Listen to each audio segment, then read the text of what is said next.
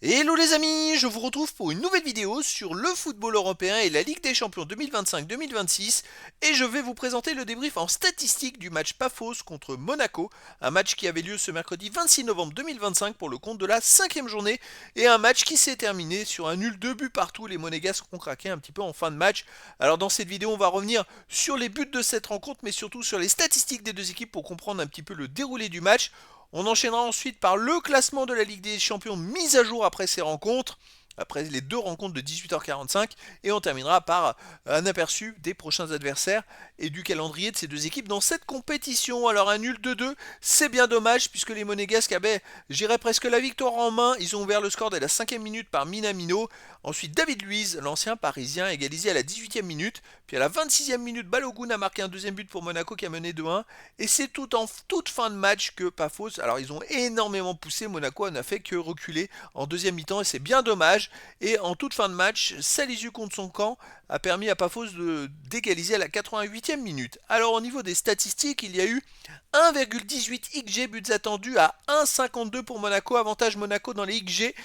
Quel dommage vraiment cette fin de match complètement ratée.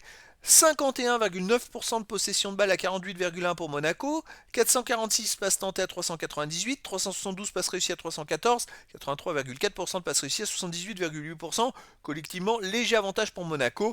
13 occasions à 12 pour Pafos, 17 tirs à 14 pour Pafos, 6 tirs cadrés à 4 mais pour Monaco, 7 tirs contrés à 3 pour Pafos, 2 poteaux à 0 pour Pafos, 1 hors-jeu à 0 pour Pafos. Alors c'est vrai que Pafos, ils ont vraiment pas démérité.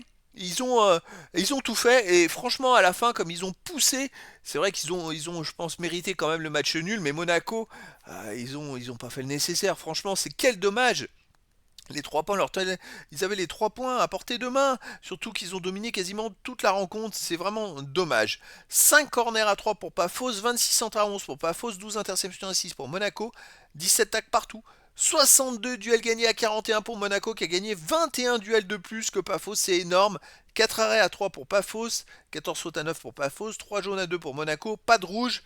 Voilà, quel dommage en tout cas, ce match nul pour Monaco. Alors au classement, eh ben, écoutez, les Monégasques sont vraiment dans la deuxième partie, comme pas fausse d'ailleurs, toujours ex aequo.